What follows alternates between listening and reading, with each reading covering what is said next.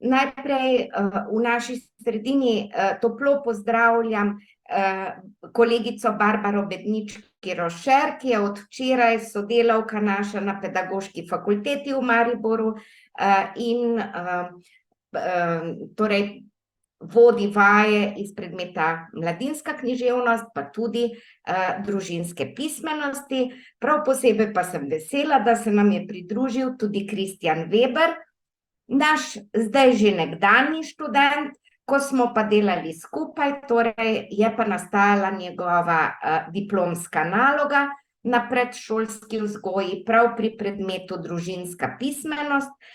Torej, vsi trije skupaj vam bomo danes poskušali predstaviti, kako predmet poteka, s čim se ukvarjamo in kaj je predvsem tisto, kar bi radi čim širšemu krogu bodočih vzgojiteljev in vzgojiteljic, ki v 3. letniku, torej tik pred koncem študija pravzaprav, poslušajo predmet družinska pismenost in kaj lahko s sabo odnesejo v vrtec in seveda to delijo starši in z otroki.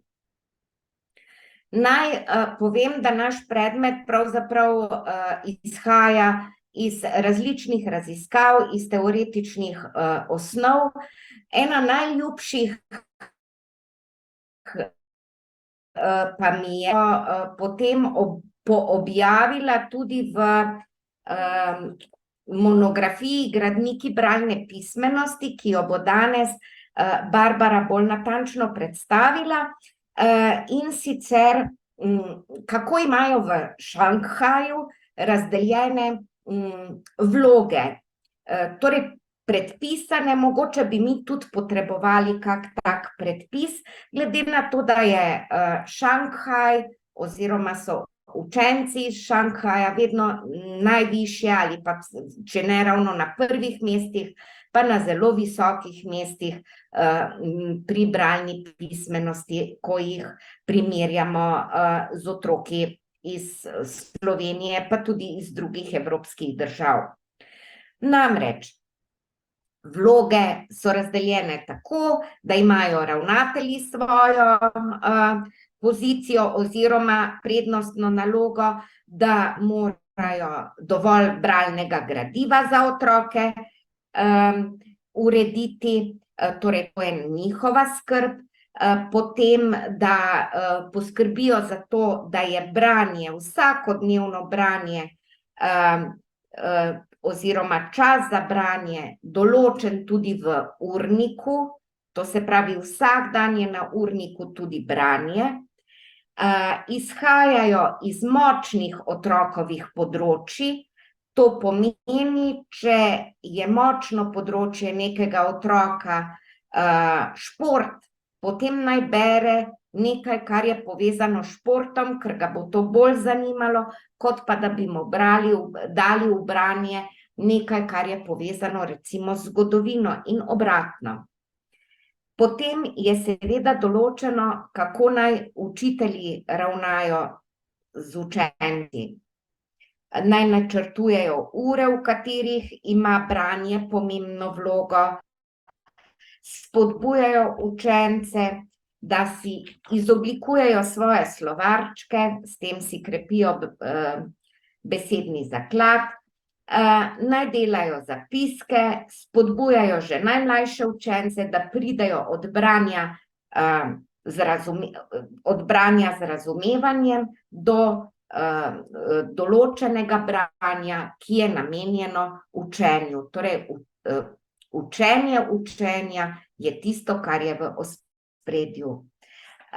Ob tem pa imajo posebno vlogo tudi knjižničarji, ki naj omogočijo odprtost knjižnice, dostop do informacij, razvoj programov za krepitev različnih veščin bralne pismenosti in samostojnega učenja in podobno.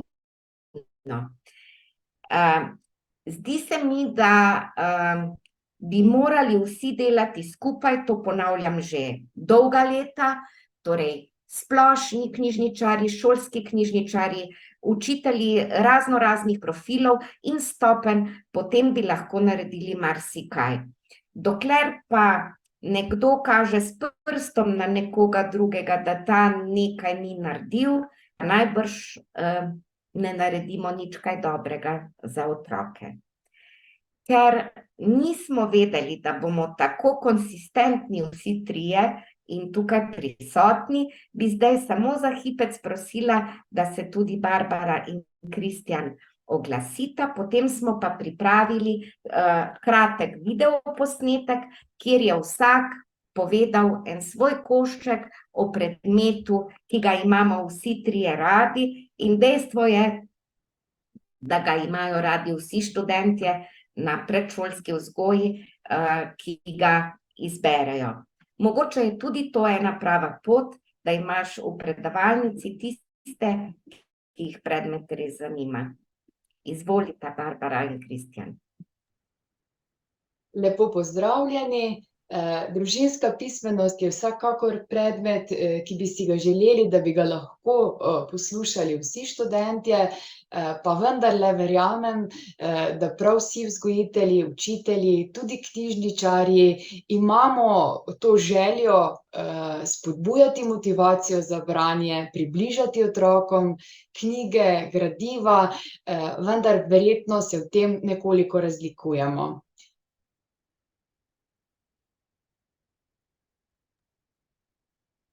En lep pozdrav še z moje strani.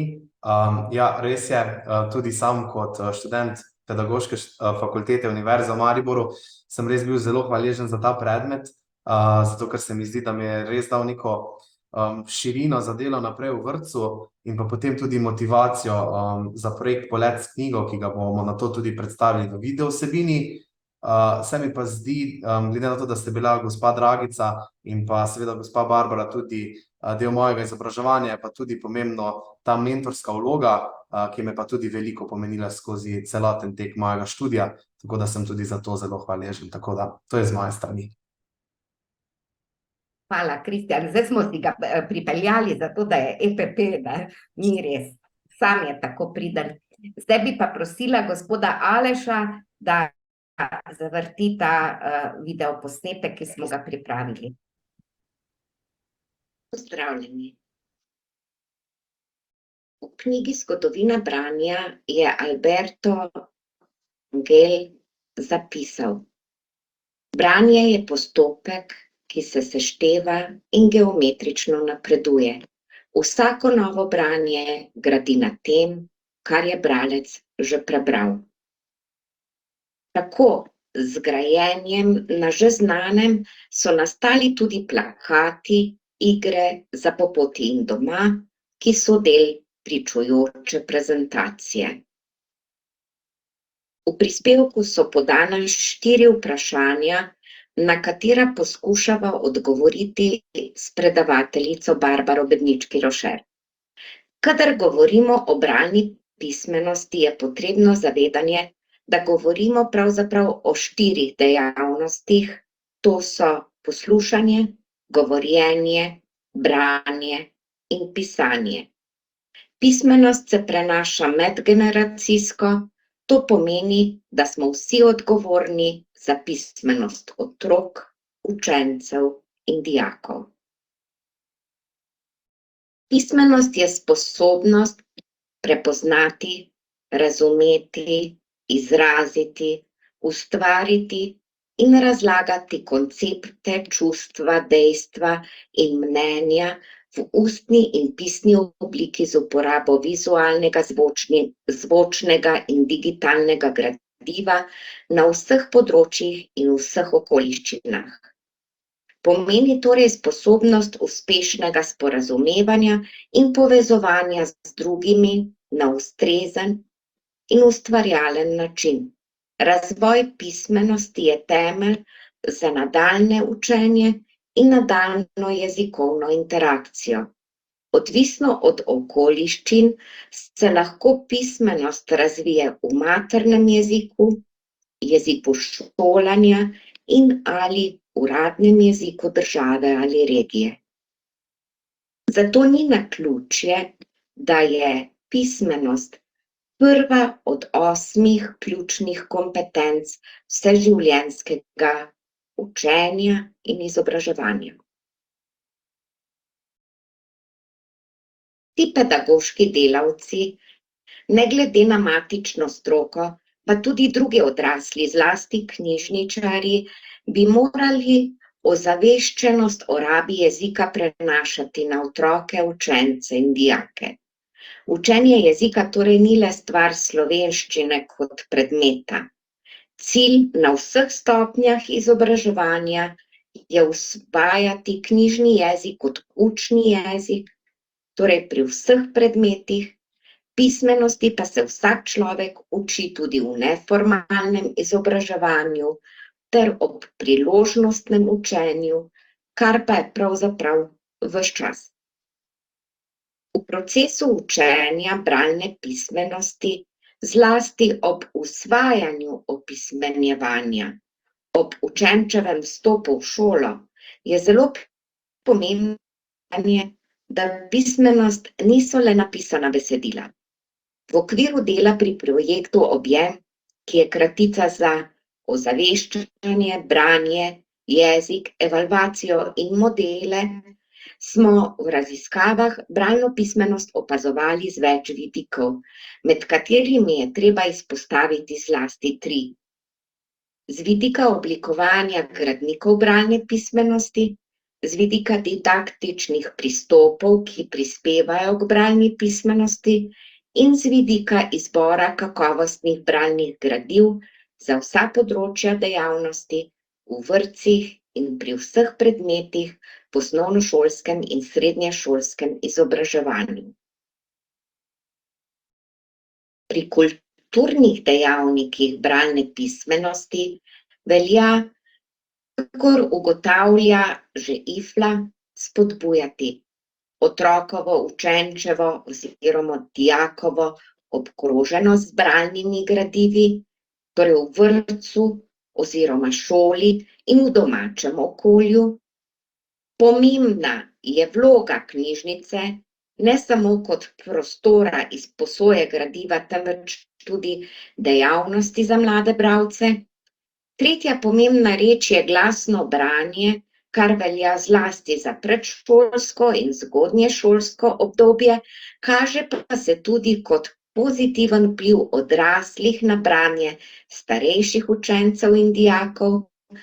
In četrto je odrasli kot bralni zgled, na kar pogosto pozabljamo.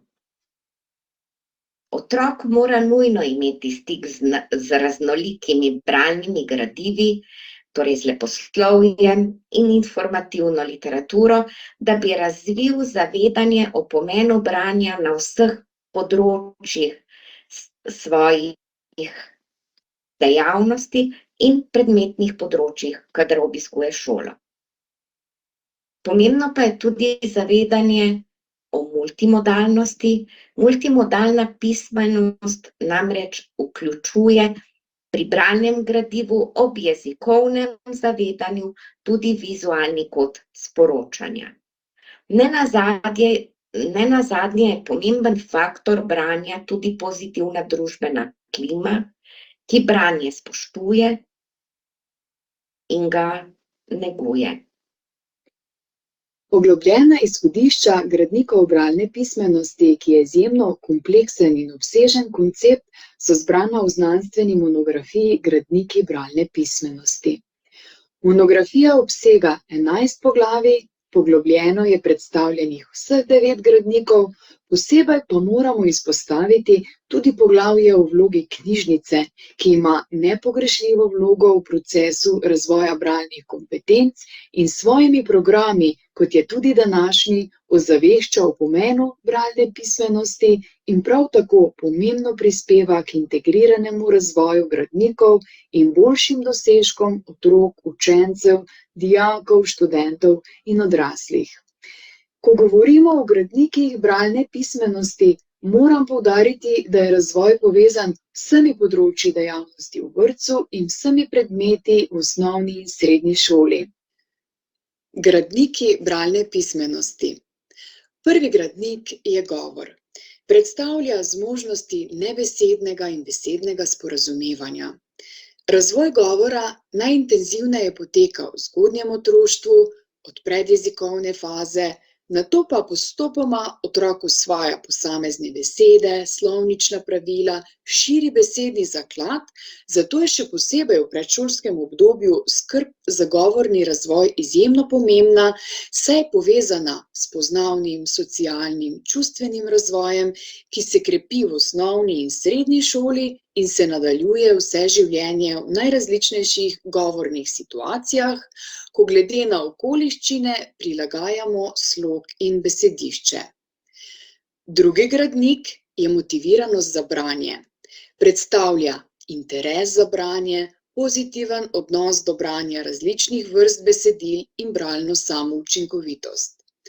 Bralna motivacija je v vzajemnem odnosu z razumevanjem prebranega, saj nas prav motiviranost za branje vodi v vedno nove bralne dejavnosti. In z gotovostjo lahko trdimo, kar seveda dokazujejo številne raziskave, da vzgojitelji, učitelji, knjižničarji z zgledom in spodbudami krepimo motiviranost za branje. Tretji gradnik je razumevanje koncepta bralnega gradiva, ki osvetljuje pomen multimodalne pismenosti s poudarkom na razumevanju in sestavljanju različnih kodov sporočanja, kar bo predstavljeno tudi v nadaljevanju. Četrti gradnik je glasovno zavedanje. Opredeljuje ga odnos med tiskano besedo in njeno reprezentacijo, ima pa osrednjo vlogo pri učenju branja in pisanja.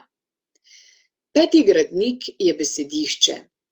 Obseg besedišča je temeljni napovedovalec bralne pismenosti, zajema pa usvajanje in širjenje besedišča. Najpomembnejše je razumevanje pomena besed in njihove uporabe pri sprejemanju in tvorjenju besedil, seveda pa je besedišče izjemno pomembno tudi za uspešno branje in učenje. Področje besedišča je vedno zelo dinamično, saj se jezik nenehno razvija. S prevzemanjem, tvorjenjem novih besed, že znane besede dobivajo nove pomene in tako naprej, zato ga je težko do popolnosti obvladovati.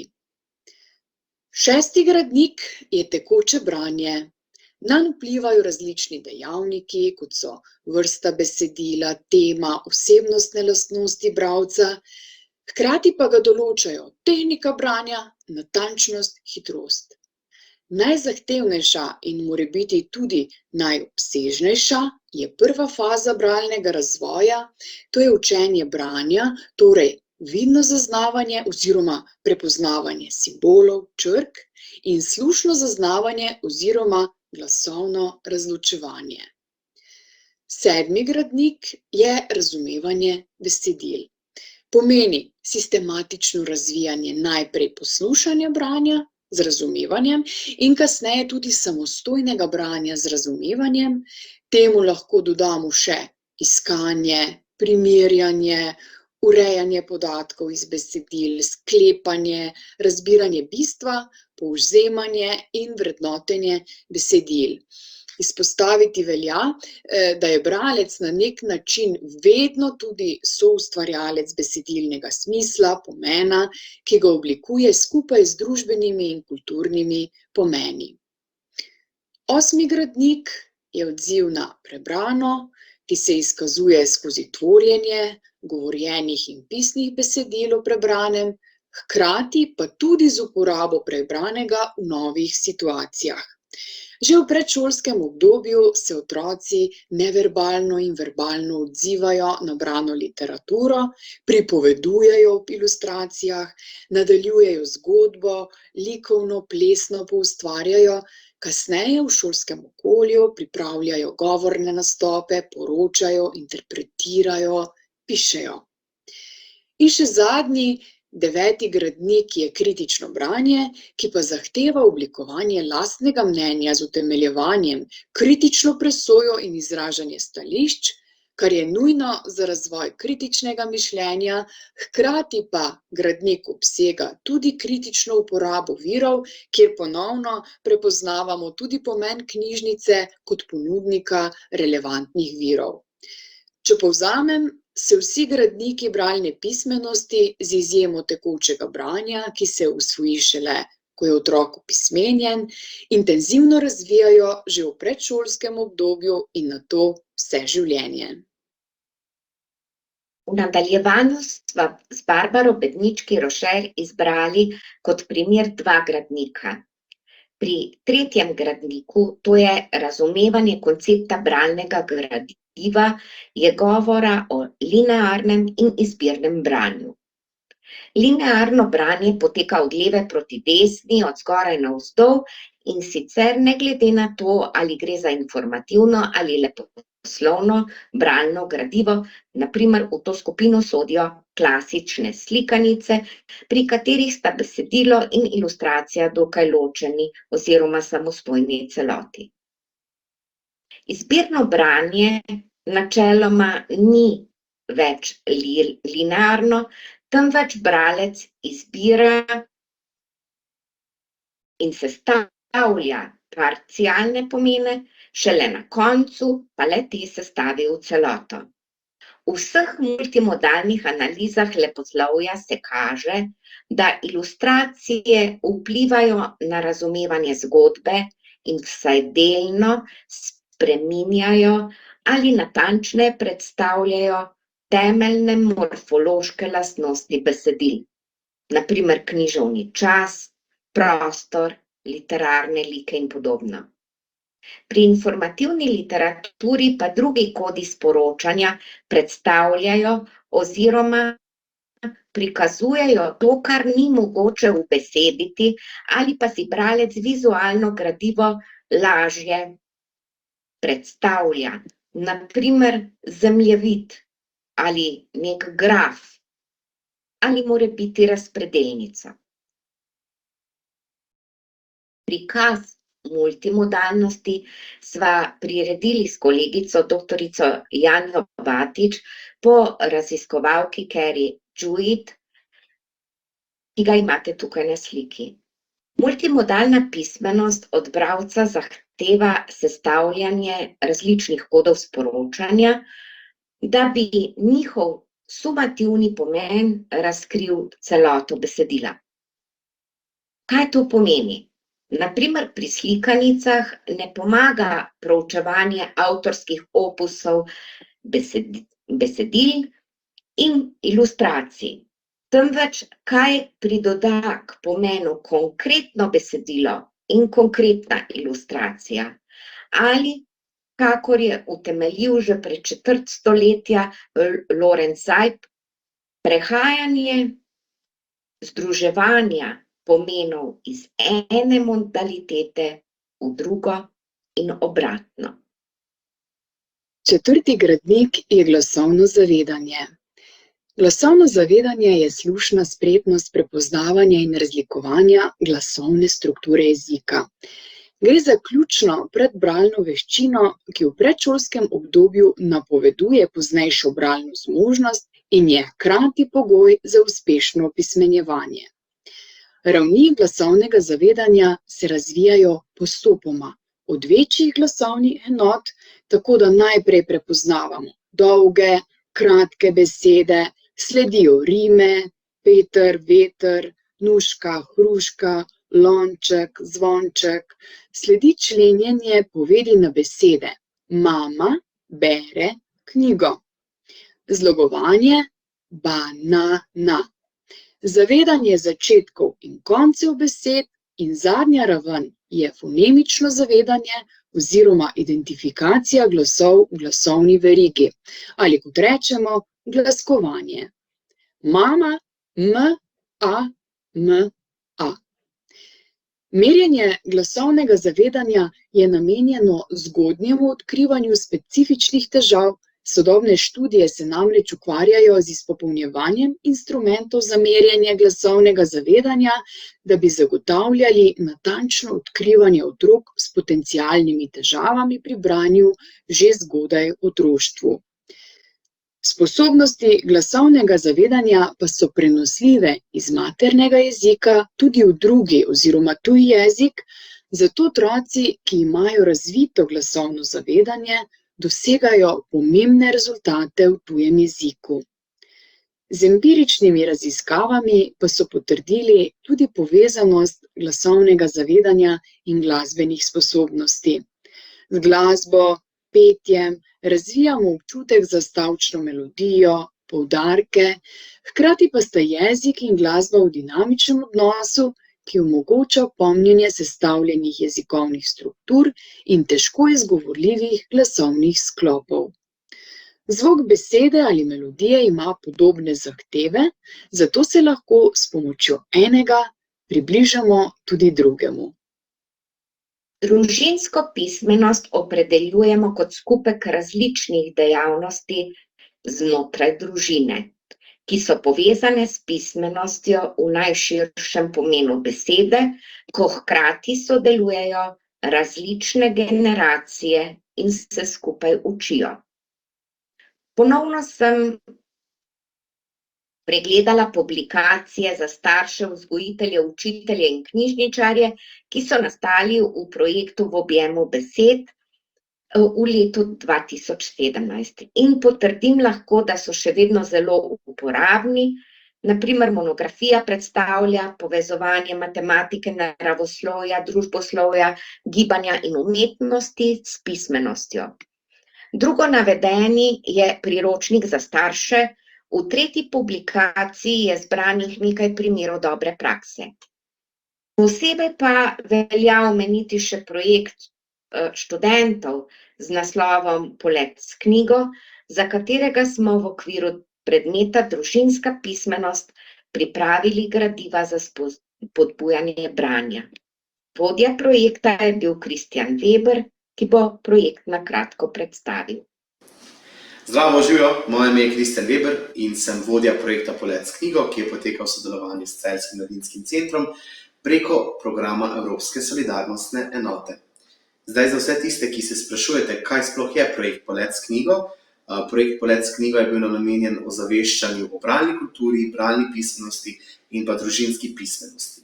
Zdaj na tem projektu smo delali mladi prostovoljci iz Filozofske fakultete Univerze v Mariboru in pa Pedagoške fakultete Univerze v Mariboru, iz različnih smeri, predšolska vzgoja, slovenistika, razredni pouk, skratka res iz vseh pedagoških poklicev, kar jih je. In pa naš glavni cilj je bil, da otrokom in pa mladim približamo branje, kar se le da. Zdaj projekt je bil vsej svoji polnosti namenjen celotni družbi, zlasti pa inkluziji vseh tistih, ki se v družbo težje vključujejo. To so osebe s posebnimi potrebami, osebe iz socialno šibkejših okolij in tako naprej. Projekt je bil celoti financiran s strani evropskega programa Evropska solidarnostna enota. Trajal je 1 leto, je bil pa zelo super, ker je bil razdeljen na 2 dela. V prvem delu smo predvsem ozaveščali o pomenu branja. To smo izvedli z večjimi delavnicami Brati in obstati, ki smo jih izvajali na srednjih šolah v celjski regiji in pa seveda tudi v osnovnih šolah. Na tej delavnici smo v bistvu krepili pomembnost branja in pa predvsem branja različnih, raznovrstnih besedil. Potem smo gostili številne avtorje in ilustratorje, ki smo jih povabili v vrtce, šole, da so predstavili svoje delo, kako nastane knjiga, kako nastane besedilo, kako nastane ilustracije. To se nam je zdelo zelo pomembno, da spoznajo otroci, kdo se skriva za to knjigo. Povabili smo pa tudi nekaj založb, da so predstavili svoje delo, da otroci vidijo, kje se te knjige skrivajo. Skupaj z Osrednjo knjižnico Celje smo se pa lotili tudi brezplačnih bralnih uric, ki smo jih izvajali na tedenski bazi v Osrednji knjižnici Celje. Naslovili smo jih z naslovom V soboto beremo skupaj v knjižnici, doma pa vsak dan. S tem smo spodbujali otroke in pa seveda tudi družine, naj čim več berejo in pa naj se čim več poslužujejo obiska knjižnic. Zdaj kot ena izmed glavnih aktivnosti je bila pa izdelava tega priročnika. To je priročnik Polet s knjigo, ki je namenjen za spodbujanje družinske pismenosti in pa branja nasploh. Namenjen je v prvi vrsti seveda vsem staršem, vzgojiteljem, učiteljem, da ga uporabljajo pri svoji vzgoji in delu in pa združuje preko 28 različnih del, ki so razdeljena v 9 različnih tem. Tako da imamo različne teme, kot so na primer mobilnost, prijateljstvo, smrt, solidarnost, digitalizacija, družina, čustva, ekologija in trajnostni razvoj ter letni časi. tako da smo predstavili v vsakem poglavju dano temo, kaj se lahko zanimivega naučimo o določeni temi in pa potem povedali nekaj o slikanici, vsebini knjige, kratki vsebini knjige, vprašanje za poglabljanje vsebine knjige in pa tudi dejavnosti, ki jih lahko izvajamo pred, med in pa po branju. Tukaj so nam zelo pomagali celjski javni vrtci, ki so izvajali te priprave, da so jih preizkusili. Seveda pa velika hvala tudi izbirnemu modulu družinske pismenosti v letu 2022-2023, ki so te priprave izvajali tudi v vrtcih po Sloveniji. Zdaj, kaj vam še lahko povem zanimivega o tem projektu, je predvsem to, da drugi del projekta je bil humanitarne narave, kjer smo zbirali kakovostno otroško literaturo in smo jo podarili v celoti ljudem in pa družinam v stiski. Zbralo se je preko 700 del, tako da smo res zelo veseli, da se je zbralo toliko veliko del. To je potekalo v sodelovanju skupaj z Mladinsko knjigo. Projekt pa, kot sem že povedal, je vključeval tudi vse 3 celjske javne vrtce. Veseli pa smo tudi priključene podpore Zdravstvenega doma Celje, ki je te priročnike vključil tudi v svoje delo. Se pravi, otroci, ki pridejo na pediatrični pregled oziroma pridejo na sistematski pregled v Zdravstveni dom Celje, jih tudi zdravniki in pa ostalo osebje spodbudi njih, starše, da čim več berejo, poslužijo se lahko tudi tega super priročnika, tako da to se mi zdi sploh zelo pomembno. Za vsakega izmed nas obstaja prava knjiga oziroma več in več knjig, če jih znamo poiskati. Podcenjevanje ali precenjevanje mladega bralca imata enake negativne posledice. Skrb za zunanjo motivacijo, ki jo običajno prevzemamo odrasli za otroke, mora biti vedno naravnana na potrebe mladih bralcev. Ne rodimo se opismenjeni, zato je upoštevanje kognitivnih otrokovih zmožnosti nujni pogoj za njegov razvoj v dobrega bralca. V tabelah so predstavljeni bralni nivoji glede na otrokov razvoj do 6. razreda, ko naj bi dosegli otroci tekočnost branja glede na hitrost, natančnost, izraznost, ritem in tehniko. Zavedanje o otroku ali mladostniku kot ciljnem bralcu je za vrednotenje izjemnega pomena. Pri vrednotenju mora odrasli, ki besedilo presoja, upoštevati vsa področja otrokovega razvoja in razvojne faze glede na kronološko starost otroka. Odgovornost za pozitiven razvoj kompetence bralne pismenosti nosimo vsi odrasli, še posebej pa vsi, ki smo kakorkoli povezani z izobraževanjem otrok in mladostnikov. Na tej sliki so predstavljeni nivoji v angleškem jeziku. Takih tabel zelo natančnih za slovenski jezik žal nimamo, si pa lahko vsaj deloma s temi tabelami tudi pomagamo. Monomodalna pismenost, torej samo besedilo, je v naših učnih načrtih še vedno prevladujoči način obravnave pismenosti, pri tem pa je nujno zavedanje, da je vedno več gradiv multimodalnih, torej takšnih, ki sestavljajo pomene iz najmanj 2 kodov sporočanja, to je iz besedila in ilustracij. Med tovrstna gradiva sodijo tudi učbeniki vseh predmetnih področij, saj vsebujejo grafe, tabele, diagrame, miselne vzorce, simbole, fotografije, videoposnetke in podobno. Vse navedeno sodi v vizualno pismenost in presega zgolj posamezni predmet.